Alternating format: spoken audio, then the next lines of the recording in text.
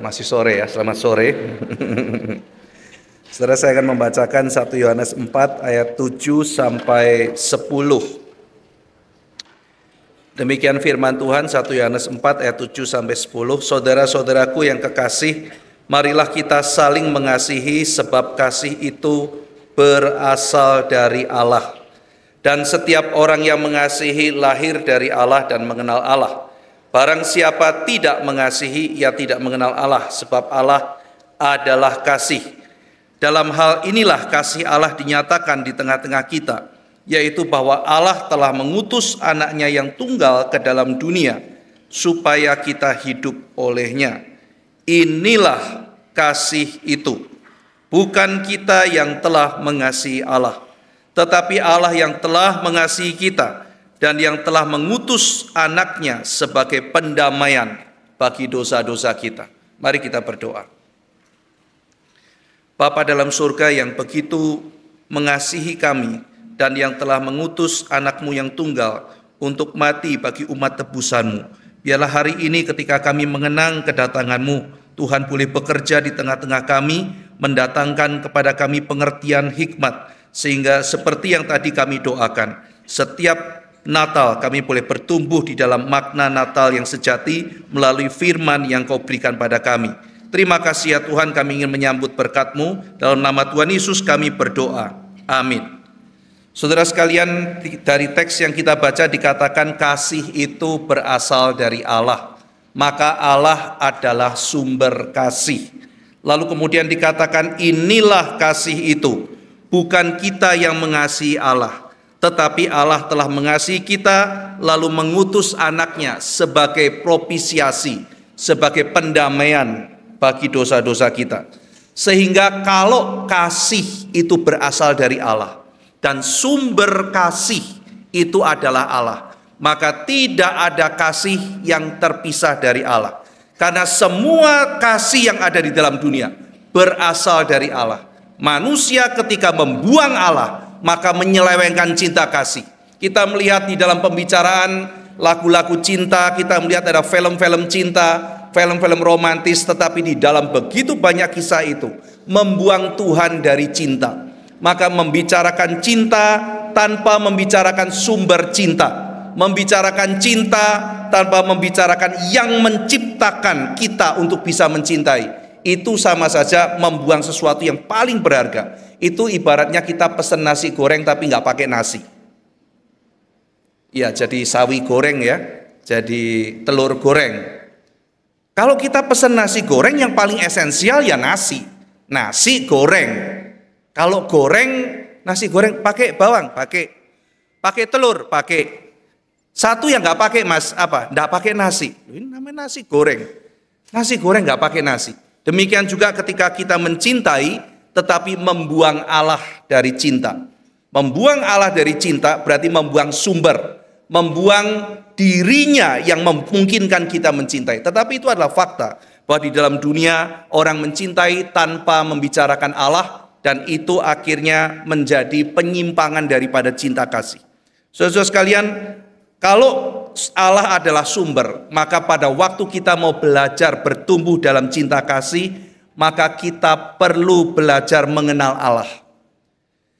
Tidak otomatis orang mencintai. Saudara-saudara yang sudah menikah, ya anak-anak, kalau lihat papa mama menikah gitu ya, oh papa mama bisa rukun-rukun, itu otomatis rukun. Tidak, di situ ada perjuangan. Kita kalau melihat ada satu pasangan sampai kakek nenek tetap mengasihi, bahkan terus bertumbuh. Waktu muda tertarik karena fisiknya menarik. Waktu muda tertarik karena gerakannya, dia punya energi, dia punya activity begitu lincah. Tetapi umur bertambah, orang makin menjadi tua. Tetapi makin jadi tua, ketika kulit sudah mulai keriput, ketika energi sudah tidak seperti dulu, tapi justru mereka makin saling mengasihi. Nah, itu bukan sesuatu yang terjadi otomatis. Itu perlu kerja keras. Itu perlu sesuatu usaha dari masing-masing pihak untuk bertumbuh di dalam kasih. Nah, untuk bertumbuh dalam kasih, kita perlu mengenal sang sumber kasih. Untuk mengenal cinta kasih, kita perlu mengenal Tuhan. Karena Tuhan adalah sumbernya kasih. Saudara sekalian, tadi dikatakan kita mau mengenal kasih. Apa itu kasih? Apa manifestasi kasih? Inilah kasih. This is love. Tuhan memberikan definisi. Yaitu ketika Tuhan memberikan Kristus untuk pendamaian bagi dosa-dosa kita. Sehingga memahami cinta kasih harus memahami doktrin Allah. Ketika mau memahami cinta kasih, memahami doktrin Kristus. Ketika mau memahami cinta kasih, memahami soteriologi atau doktrin keselamatan. Maka kata siapa doktrin itu tidak penting. Ada orang-orang yang mengajarkan doktrin itu pemecah gereja. Doktrin itu tidak penting. Doktrin itu harus kita buang. Yang penting cinta kasih. Doktrin kita kesampingkan. Yang penting kita saling mengasihi. Maka kalau demikian kita justru membuang yang paling penting, yaitu Tuhan itu sendiri dari cinta kasih. Karena justru untuk memahami cinta yang benar, kita butuh doktrin. Tapi doktrin yang benar untuk memahami siapa Allah itu, untuk memahami siapakah Kristus, untuk memahami apakah yang Dia lakukan untuk menyelamatkan kita. Dan pada waktu kita memahami itu dengan benar, kita juga memahami apa itu cinta kasih.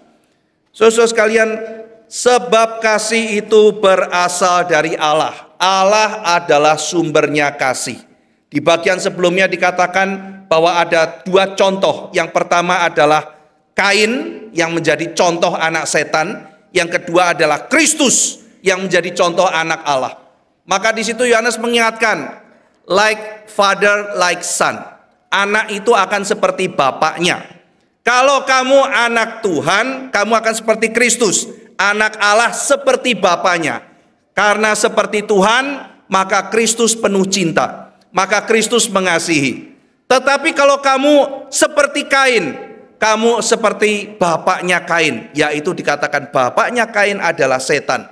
Maka Kain melakukan pekerjaan bapaknya, yaitu penuh kebencian dan refleksi dari kebencian. Kemudian pancaran dari kebencian Kain adalah dia membunuh. Maka kita melihat ada dua kekuatan yang digambarkan oleh Yohanes. Yang pertama kekuatan cinta, yang kedua adalah kekuatan benci. Kekuatan benci itu adalah kekuatan yang merusak. Karena orang benci, kata Yohanes, maka kemudian Kain membunuh.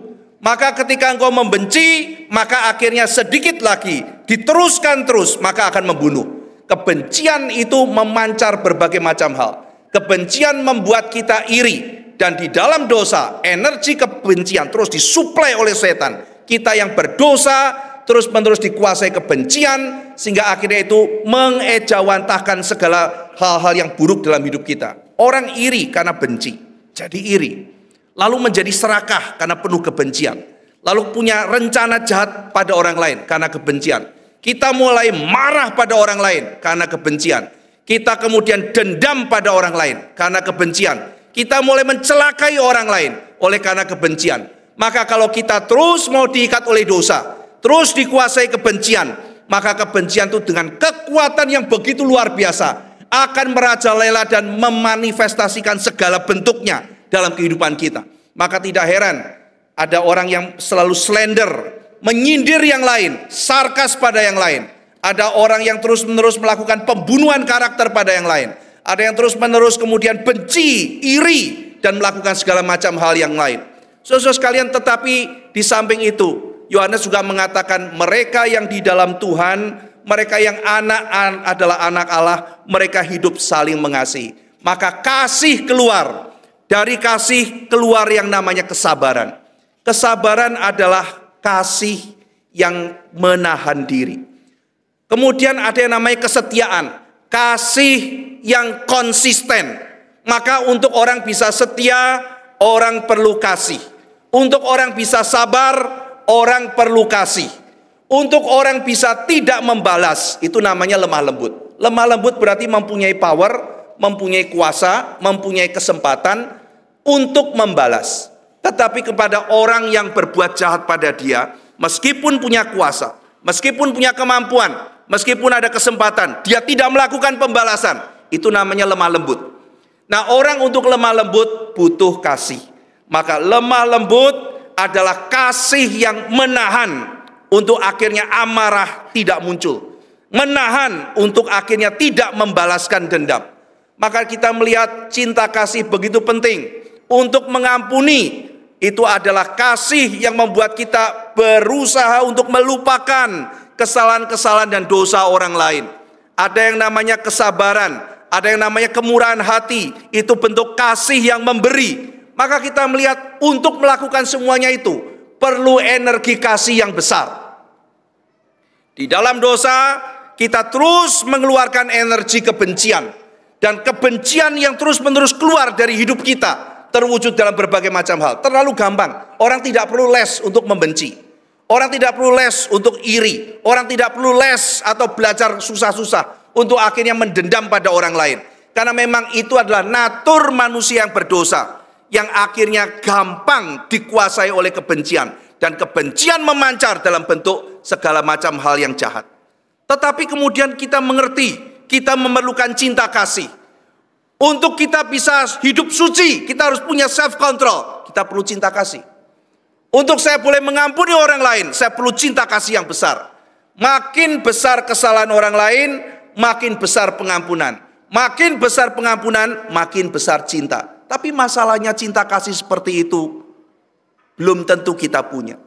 Mencintai itu ada mencintai objek yang gampang untuk dicintai.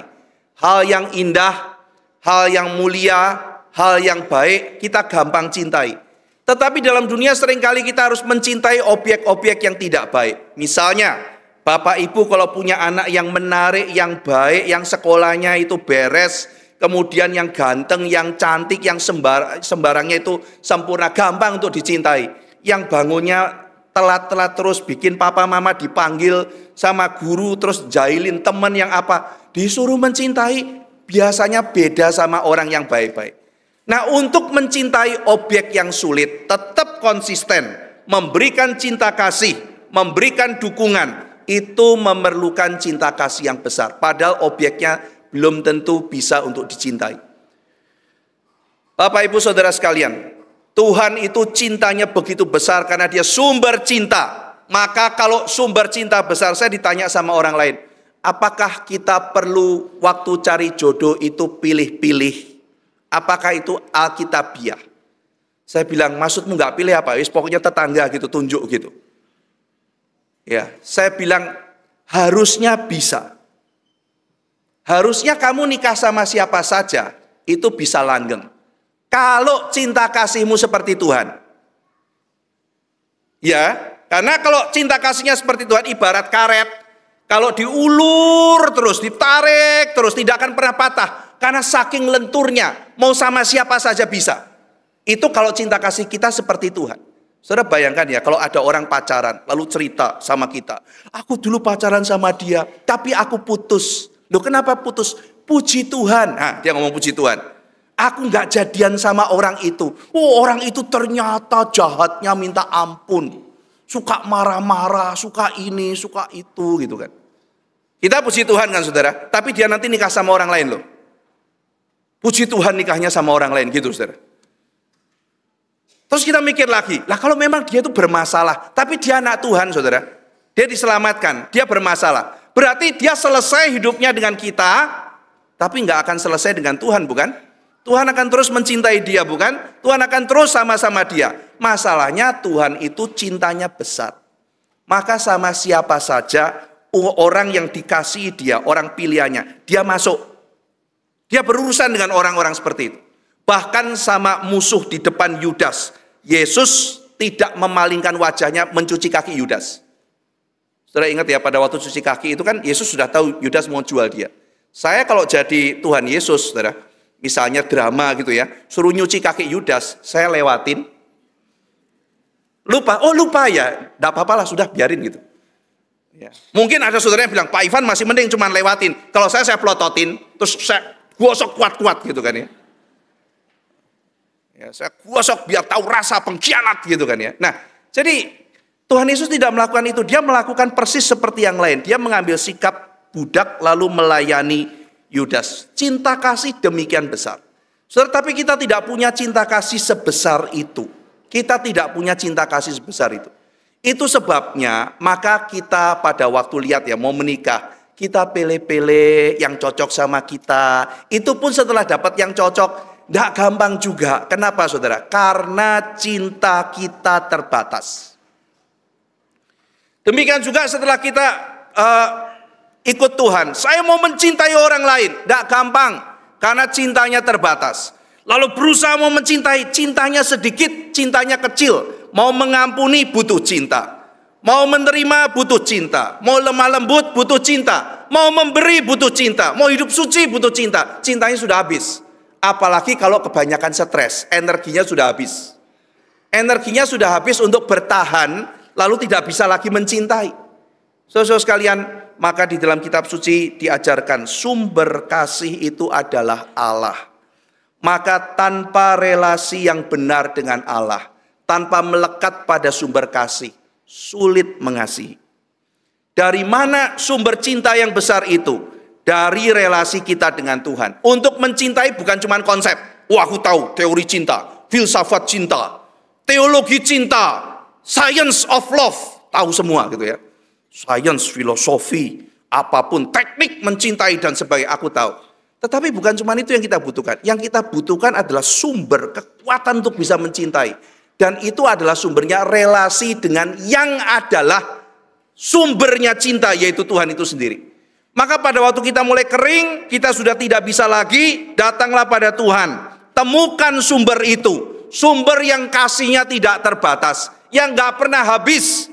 Maka ketika saudara kering, saudara harus cari Tuhan. Biar Tuhan mengisi hatimu. Sehingga hatimu limpah lagi. Karena setiap hari adalah peperangan. Setiap hari kita membutuhkan peluru, yaitu cinta kasih. Tidak bisa saudara, kasih kita akan habis. Sudah kering, terus disuruh cintain lagi. Yang keluar adalah maki-makian, yang keluar adalah kekecewaan, kekesalan dan sebagainya. Karena cintanya habis. Karena bukan cuma sekedar teori cinta, bukan sekedar saya mengerti filsafat cinta, tetapi melekat pada sumber cintanya itu.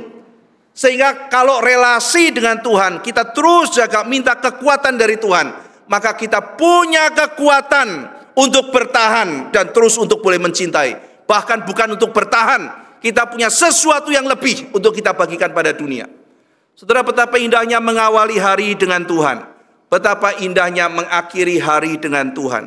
Di pagi hari kita berseru, Tuhan kuatkan aku, penuhi aku dengan sumber cinta. Karena Engkau adalah sumber segala cinta kasih. Kuatkan aku menghadapi hari ini. Kalau aku ingin harus memberikan pengampunan, kalau aku harus memberikan kesabaran, kalau aku harus memberikan kemurahan, Tuhan berikan padaku cinta yang berlebih. Sehingga hatiku penuh cintamu. Hati yang penuh cinta gampang luber keluar. Kalau defisit gimana? Pasti Stephen sering cerita, orang kalau sudah defisit bikin bocor. Bocor aja supaya ngalir, habis ngalir habis. Tapi kalau orang diisi sampai penuh, lalu penuhnya itu saking penuhnya ngalir keluar, maka itu hatinya tenang, banyak cadangan. Saudara-saudara sekalian, mari kita jaga relasi kita dengan Tuhan, Sang sumber kasih. Nah, sekarang kita masuk berikutnya. Karena Allah adalah sumber kasih, Dia juga adalah yang mendefinisikan kasih. Inilah kasih. Berarti dengan demikian, kasih itu kalau kita mau pahami, harus tanya sama yang membuat kasih, sama sumbernya kasih, sama dirinya kasih, yaitu Allah. Tuhan, apakah kasih itu? Saya sudah membaca, melihat literatur tentang cinta kasih. Cowok cinta cewek, cewek cinta cowok. Tapi apa sebetulnya cinta? Cinta bukan sekedar itu. Alkitab mengajarkan cinta kasih tidak bisa dilepaskan, misalnya saudara, dari keadilan, dari kebenaran. Di dalam pasal 4 ayat pertama bicara mengenai apa saudara? Ketajaman membedakan mana roh asli, mana roh palsu, mana roh Tuhan, mana roh antikristus. Jadi kita harus tajam membedakan, karena di dalam dunia ini bukan hanya roh Tuhan yang bekerja, tapi roh setan juga bekerja mendatangkan penyesatan. Maka Yohanes mengatakan, buka matamu lebar-lebar, buka telingamu lebar-lebar. Bedakan antara roh Allah dan roh antikristus. Nah saudara sekalian, maka kebenaran tidak bisa dilepaskan dari cinta kasih. Oh ya sudah cinta kasih, saya nyontek. Kenapa dimarahi? Nyontek kan penuh cinta kasih. Karena nyontek berarti cinta kasih yang tidak berkait dengan kebenaran. Nyontek adalah cinta kasih yang melepaskan diri dari misalnya hormat kepada guru, hormat pada orang tua. Nah ketika cinta kasih dilepaskan, cinta kasih bisa dilepaskan dari kesucian. Loh, kenapa saya tidak boleh pacaran sembarangan? Saya kan sudah cinta. Oh iya, tapi cinta kasih tidak boleh dilepaskan dari kesucian. Cinta kasih tidak boleh dilepaskan dari kebenaran. Dan cinta kasih tidak boleh dilepaskan dari keadilan. Maka dikatakan karena Allah mencintai kita, Yesus diutus mati bagi kita.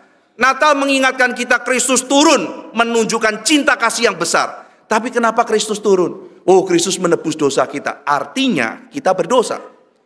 Kenapa perlu ditebus? Karena kita tidak bisa melakukannya sendiri. Maka Kristus mesti turun membayar apa yang harusnya kita tanggung. Tidak ada makan siang gratis.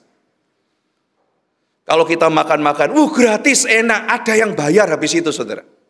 Saya masih ingat pada waktu SMA. Kalau teman ulang tahun, kita ditraktir makan di restoran. Kita penuh sukacita. Anak kos ketemu anak kos, ketemu ayam goreng, itu adalah sukacita yang besar. Wah, ngirit satu kali uang makan. Apalagi makannya enak. Biasa makan warteg, sekarang makan restoran. Makan ayam goreng, saya masih ingat makan ayam goreng enak sekali di Salatiga gitu ya. Lalu setelah selesai makan ayam goreng itu, saya lihat ada satu orang teman saya, badannya tinggi, lagi ngeluarin dompet, dibuka, ngitung-ngitung sambil matanya menengadah ke atas gitu ya. Ada yang bayar, saudara. Setelah kita makan kenyang, setelah kita makan enak, setelah itu saya dah bayar. Iya, tapi ada teman yang ulang tahun yang bayar. Dan nanti giliran saya ulang tahun, saya harus bayarin raksasa-raksasa ini makan gitu. Sudah bayangin berapa pengeluarannya gitu kan. Nah, jadi saudara-saudara sekalian, ada yang berkorban, ada yang bayar. Demikian juga kita dibebaskan dari dosa, ada yang nanggung. Maka dengan demikian keadilan tidak bisa dilepaskan dari cinta kasih. Maka dengan demikian ketika orang mengatakan, saya marah sama Tuhan karena Tuhan tidak cinta saya. Loh, kenapa Tuhan tidak cinta kamu? Tuhan tidak cinta saya, kenapa Tuhan menghukum saya? Loh iya, kenapa tidak boleh menghukum? Hukuman dan disiplin adalah bagian dari cinta kasih. Itu sebabnya kalau ada anak yang mau nanya, kenapa kok papa mama hukum saya? Papa mama berarti tidak cinta saya. Justru kalau tidak hukum, tidak mendisiplin, tidak cinta. Karena cinta kasih tidak bisa dilepaskan dari keadilan. Justru cinta kasih yang dilepaskan dari keadilan itu cinta palsu. Cinta kasih itu mendisiplin. Hari Minggu yang lalu saya baru khotbah mengenai anugerah. Sebab anugerah Allah itu mengajar, mendidik, paideia. Jadi itu school of grace. Ada sekolah anugerah. Anugerah dapat, cinta dapat, justru kita harus dididik. Kita harus dilatih, kita harus didisiplin. Maka disiplin tandanya cinta. Cinta bukan sembarangan. Toleransi tanpa batas itu cinta. Itu definisi palsu. Itu bukan kembali kepada Alkitab. Justru ketika Allah membebaskan orang Israel keluar dari tanah Mesir, bebas, bebas, Allah kasih hukum. Kasih 10 hukum. Bebas loh Tuhan, sudah bebas, kasih 10 hukum. Karena sekarang mereka punya aturan yang benar. Aturan kalau benar membebaskan. Aturan kalau salah mengikat. Saudara, kalau hidup tanpa aturan, Anda akan terikat. Misalnya ya, saudara keluar dari tempat ini mengatakan, boleh parkir bebas, tidak usah ikut aturan. Saudara parkir di tengah jalan juga tidak apa-apa. Langsung macet seluruh Jakarta, karena kita bebas. Boleh jalan di kanan, saya mau di kiri, saya mau kiri kanan. Langsung ketika semua bebas, Jakarta macet seketika. Kenapa harus jalan di kiri? Saya mau jalan di kanan. Kenapa setir mobilnya di kanan? Aku mau modifikasi ganti di kiri. Lalu jalan. Kenapa mobil setirnya harus di depan? Aku mau ganti di belakang. Jadi semaunya sendiri, sebebasnya sendiri. Akhirnya apa yang terjadi, saudara? Chaos. Justru aturan yang benar. Justru disiplin yang benar. Kan saudara, saya tuh tergabung di grup ini loh. Grup apa? Apartemen. Mau live gimana, mau nggak live juga gimana. Tiap hari itu isinya orang marah-marah karena tidak disiplin. Ya, yang paling sering di grup apa tahu nggak, saudara? Pengelola, nih lihat nih, parkir nggak sesuai garis. Itu paling sering tiap hari ada gitu ya. Saya nggak bisa masuk mobilnya karena mobil sebelah ini loh, kan udah ada garisnya. Kenapa sih parkirnya begini? Nanti kalau nyerempet gimana? Kemarin mobil saya kebaret. Kemudian nanti yang bilang, Pengelola, lihat dong, ini ada orang jalan habis dari kolam renang. Kenapa sih nggak bersihin dulu? Semuanya lift itu jadi becek. Saya kalau baca, waduh isinya tiap hari begini gitu ya. Isinya tidak tertib. Bayangkan semua tertib, saudara. Maka justru hidup akan indah. Semuanya akan bebas. Pada waktu semuanya ada pada tempatnya. Jadi peraturan, disiplin, bahkan juga sesuatu yang kelihatannya begitu ketat, tidak tentu itu tidak ada cinta kasih. Maka justru cinta kasih yang sejati dalam kitab suci, Allah mengutus anaknya sebagai pendamaian. Maka harus ada keadilan. Manusia berdosa, dosanya harus diselesaikan. Tidak ada shalom tanpa justice. Maka saudara-saudara sekalian, tidak ada kan, Papa kenapa suka marah sama aku? Sudahlah, kita berdamai saja. Ini kan hari Natal. Ya kamu damai tapi kerjaanmu nggak pernah bikin PR gitu. Loh, tapi kan kita cinta damai. Ya aku harus diampuni dong, Pak. Masa Papa kurang pengampunan gitu, cinta kasih? Aku cuma telat 40 kali di sekolah gitu ya. Ya sudah, aku ampuni. Tapi kamu bertobat dulu. Nah kan begitu kan, ada justice dulu dong. Apa itu keadilan? Keadilan berarti melakukan apa yang harus dia lakukan. Itu namanya adil. Kamu kalau mau saya ampuni, ya kamu harus lakukan keadilan. Kalau kamu melakukan keadilan, baru ada shalom. Ya kan nggak ada kan, saudara, misalnya teman berantem, damai yuk, damai. Kamu tiap hari kerjaannya ngambil pulpen tuh nggak kembaliin. Pulpen gitu baru pinjam 100 kali aja udah marah. Gitu kok temen, aku kan lebih dari pulpen. Iya. Jangan gitulah sama aku, diem-dieman gitu, ngomong dong sama aku. Ya ngomong, tapi 100 kali pulpen, kapan kamu berhentinya gitu. Nggak usah berhenti, yang penting pokoknya kita friend gitu. Nggak bisa begitu, bukan? Orang itu pasti menuntut, ya sudah, jangan pinjem-pinjem pulpen lagi, udah 100 kali ngilangin pulpen. Ya kan? Ketika terjadi orang melakukan apa yang menjadi kewajibannya, justice-nya ditegakkan, maka ada shalom. Maka kita melihat ketika Kristus turun ke dalam dunia, dia menyelesaikan apa yang menjadi tuntutan daripada kehendak Tuhan. Karena manusia berdosa, harus diselesaikan dosanya, baru ada perdamaian dengan Allah. Maka dia harus naik ke atas kayu salib. Inilah kasih. Kasih tidak bertentangan dengan doktrin, kasih tidak bertentangan dengan kewajiban, kasih tidak bertentangan dengan keadilan, kasih tidak bertentangan dengan peraturan. Justru cinta kasih bisa terekspresi dari semuanya itu. Saudara sekalian, Allah adalah sumber kasih. Allah adalah yang mendefinisikan kasih. Maka kalau ada orang mengatakan begini, Allah kenapa engkau tidak mengasihi aku? Loh, Allah kok tidak mengasihi? Allah itu sumber kasih. Allah itu sumber segala cinta kasih. Bagaimana mungkin Allah tidak mengasihi? Terus kita tanya, kenapa kok Allah tidak mengasihi kamu? Allah tidak mengasihi aku, dia cuma mengasihi tetanggaku, dia mengasihi temanku, dia tidak mengasihi aku. Loh kenapa? Aku belum dikasih pacar. Oh jadi Allah itu kasih kalau kasih kamu pacar. Iya, kalau Allah kasih aku pacar, baru dia cinta aku. Kalau nggak kasih pacar, dia nggak cinta aku kecewa sama dia. Ada orang lain lagi bilang, kenapa Allah tidak cinta aku? Loh nggak cinta kenapa? Karena aku nggak sekaya tetangga sebelah. Masa aku cuman kayak gini-gini aja, tetangga sebelah lebih kaya, berarti Allah tidak cinta aku. Nah, berarti ini saudara, kalimat-kalimat seperti itu sering kali muncul. Kenapa Tuhan tidak sembuhkan aku? Kenapa aku sakit? Kenapa kondisiku seperti ini? Kenapa keluargaku seperti ini? Kenapa kemampuanku seperti ini? Lalu kita marah sama Allah, mengatakan Allah tidak mengasihi saya. Kalau itu terjadi, berarti sebetulnya kita sedang menggantikan Allah, kita sedang menjadi pendefinisi kasih. Cinta kasih adalah kalau saya dikasih pacar, itulah cinta kasih. Maka seluruh dunia punya pacar, maka itulah cinta kasih. Saudara sekalian, berarti kita sudah menjadi pengganti Allah untuk mendefinisikan. Kenapa ada orang menderita dalam dunia? Berarti Allah tidak cinta kalau ada penderitaan. Berarti kita sudah menggantikan Allah sebagai pendefinisi cinta kasih. Tetapi kalau Allah adalah dirinya kasih, Allah adalah kasih, maka dia berhak dan dialah yang mendefinisikan cinta kasih. Allah mencintai bukan berarti dia menyenangkan semua orang. Allah mencintai bukan berarti dia menuruti setiap orang. Allah mencintai bukan berarti dia menjadi human pleaser. Bukan. Saudara sekalian, demikian juga dengan engkau ya, ketika dibilang, kamu gak sayang aku. Kenapa? Karena kamu tidak melakukan apa yang aku suruh sebagai teman. Jangan gampang tertipu. Oh, cinta artinya melakukan semua yang kamu katakan, berarti cinta. Tidak bisa, karena kamu bukan sumber cinta kasih. Kalau kamu nggak melakukan itu, kamu nggak cinta aku kecewa sama kamu. Wah, kita sedih.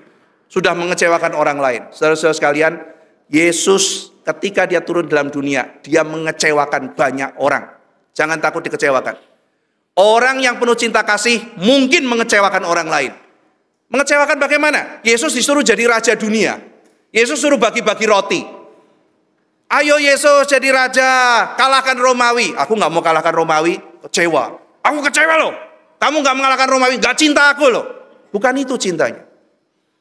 Lalu kemudian ada orang bilang, Yesus, ayo jadi raja, pimpin kami, jadikan orang Israel menjadi jaya luar biasa seluruh dunia. Yesus mengatakan kerajaanku bukan dari dunia ini. Kalau gitu aku kecewa, silakan. Yesus tidak menuntun semua orang mesti senang sama dia. Jadi kalau misalnya di sini anak-anak bilang ya, Pak, dia ngancem aku. Dia bukan temenan sama aku karena aku tidak menuruti dia. Dia kecewa sama aku dan sebagainya. Ketika kita mengikut Tuhan, yang pertanyaan pertama adalah apakah yang kita lakukan adalah kebenaran? Yesus tidak menyenangkan semua orang, tapi Yesus membawa mereka masuk ke dalam kebenaran. Love bukan berarti boleh semua. Love bukan berarti turuti semua. Love bukan berarti tanpa usaha. Cinta bukan berarti tanpa usaha. Ketika Kristus turun ke dalam dunia, mati bagi kita, berarti cinta itu adalah ada kerelaan untuk menderita. Nah, itu adalah kasih. Kasih adalah kerelaan untuk menderita. Mengasihi, tadi saya katakan ada objek yang gampang dicintai. Tapi seringkali dalam kehidupan, kita berhadapan dengan objek kasih yang sulit. Dan itu mendatangkan pain, rasa sakit.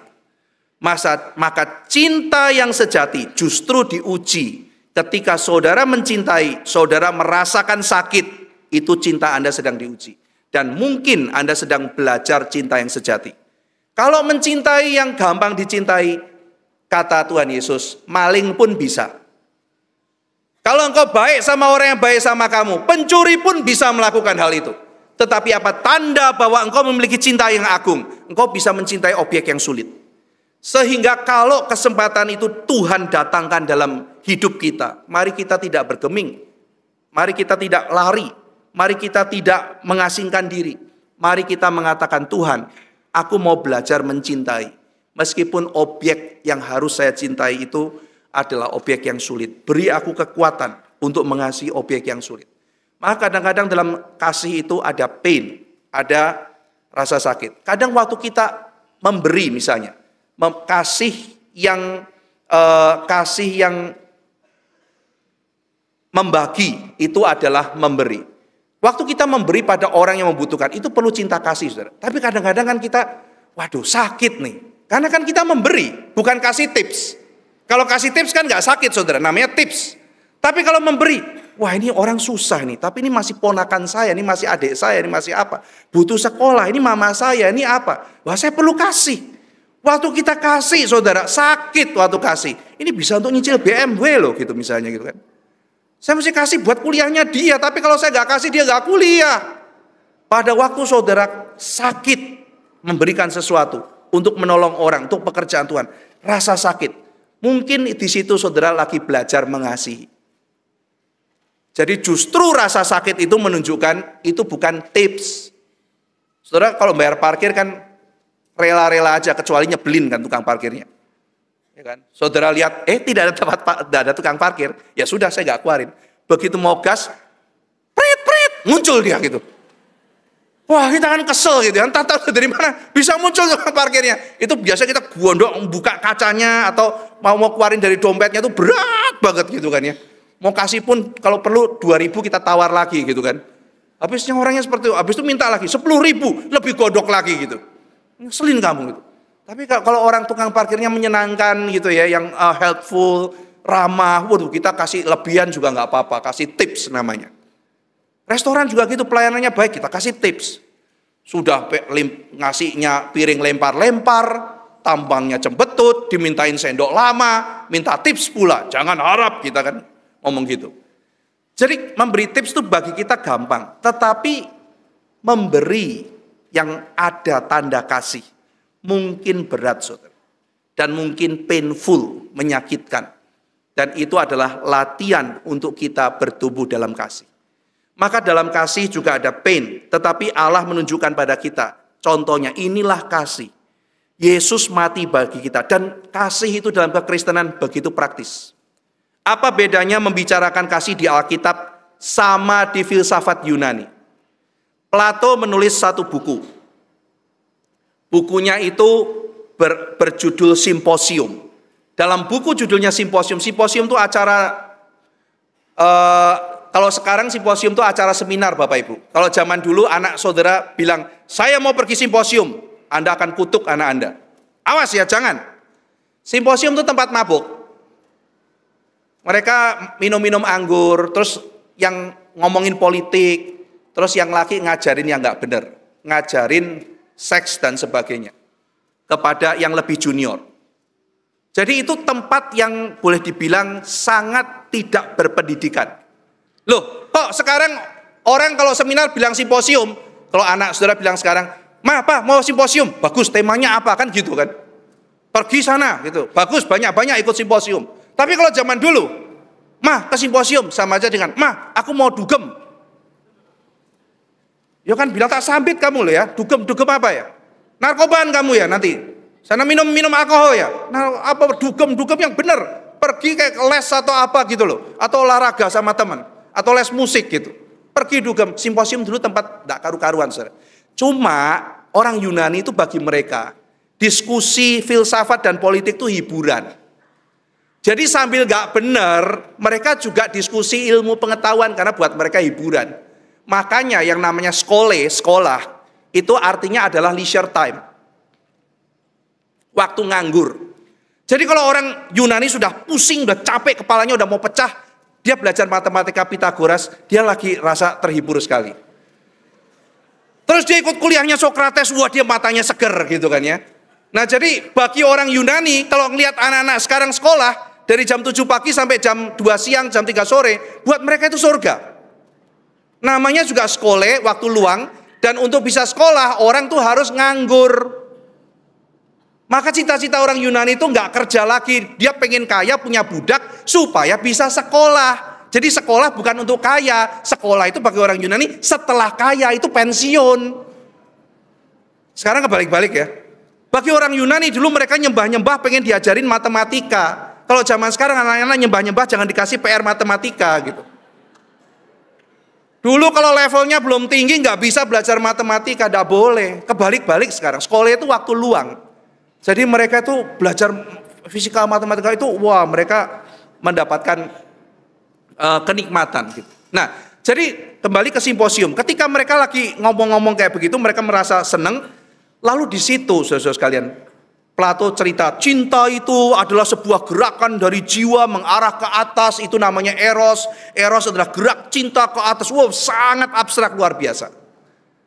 Lalu disanggah teorinya, itulah cinta, saudara. Bagaimana Alkitab bicara mengenai cinta? Yesus naik kayu salib, itu namanya cinta. Sudah, tidak ada definisi. Ya Allah adalah kasih. Mau belajar kasih, pelajari apa yang Allah kerjakan, pelajari diri Allah. Kamu akan mengerti cinta kasih dan praktekkan. Bahkan ketika Pak Yohanes mengatakan cinta kasih adalah Kristus mati buat kita, maka kita juga harus mati bagi sesama kita. Waduh, kaget kita kan. Lah kok mencintai sampai jadi martir? Kalimat ayat selanjutnya, saudara, ketika baru bicara tentang cinta yang begitu besar, sampai ada orang yang rela mati bagi temannya, langsung bicara gini, kamu bilang penuh cinta, lihat ada orang lapar, kamu nggak tolong, omong kosong kamu penuh cinta. Langsung bicara hal paling kecil. Ada orang lapar, kasih makanan buat orang lapar itu tidak seberapa, saudara. Kamu punya harta, ada orang lapar, masih tidak bisa makan, kamu tidak tergerak, maka kamu tidak ada cinta kasih. Jadi praktek yang paling sederhana. Maka pulang dari tempat ini, saudara, khususnya anak-anak, coba praktekkan cinta kasih, karena seringkali cinta kasih itu dalam konsep, bukan dalam praktek. Konsep, saya tuh penuh cinta kasih, saya tuh baik, konsepnya. Kita rasa kita baik. Ya. Coba mungkin sudah lama loh kamu anak-anak ya mengatakan papa mau pergi, mama mau pergi, terus kiss bye gitu ya. Mungkin waktu TK dulu terakhir gitu ya. Dadah mama, papa, pak mau pergi ya? Aku mau doain dulu. Oh kayaknya aku dulu pernah lakukan. Iya itu waktu TK. Itu memorinya ingat. Tapi waktu TK dulu. Aku dulu kayaknya kiss bye ke mama. Iya dulu waktu masih baby. Sekarang sudah enggak lagi. Kapan mamamu pulang bilang, "Ma, mau bikin es jeruk enggak?" Pingsan mamamu, kok anakku jadi begini gitu kan ya. Kadang-kadang tuh kita merasa baik itu teorinya gitu. Kita merasa imajinasi. Kita sudah berimajinasi kita baik. Padahal mungkin kita tidak melakukan kebaikan apapun. Mari kita coba pikirkan. Kasih itu nyata. Dan Allah menyatakan kasihnya. Mari kita setelah mendengar ini pulang di hari Natal. Coba pikirkan. Gak usah susah-susah. 1 hari 1 praktek kasih. Coba kita lakukan 1 hari 1 praktek kasih. Nggak usah yang susah-susah, cuma praktekkan. Misalnya, memberi makan orang miskin. Di depan tuh banyak orang lapar pasti kok. Niatin, lakukan. Nggak bisa itu ya jangan yang lain itu, jangan yang itu, lakukan yang lain. Sama apa yang ada di keluarga. Misalnya, aku mau mendoakan papaku. Itu sesuatu hal yang praktek yang begitu gampang. Papanya pulang ditanyain, "Pak, mau didoakan apa? Saya mau doa nih." Satu praktek yang sederhana, membawa nama orang yang kita kasih dalam doa. Tapi mungkin sudah lama tidak kita lakukan. Sudah lama kita tidak praktekkan. Tapi di dalam benak kita orang rohani, dekat sama Tuhan, penuh cinta kasih dan sebagainya. Masuk self-deception, penipuan diri. Mari pulang dari tempat ini kita lakukan kebaikan-kebaikan yang sederhana, yang kecil dengan mengingat Allah sumber kasih. Kasih itu dinyatakan kepada kita lewat kehadiran Kristus dalam dunia. Mari kita berdoa. Bapa dalam surga, kami bersyukur, berterima kasih untuk firman yang Tuhan telah berikan kepada kami melalui surat 1 Yohanes pasal 4. Dan biarlah pada hari ini kami bersama-sama boleh melihat inilah kasih yang sudah Kau nyatakan. Dan biarlah kami boleh menghidupi kasih dengan nyata, dengan perbuatan yang sederhana sehari-hari di dalam kehidupan kami. Tuhan tolong kami untuk mempraktekkan cinta kasih yang nyata setiap hari. Dalam nama Tuhan Yesus kami berdoa. Amin.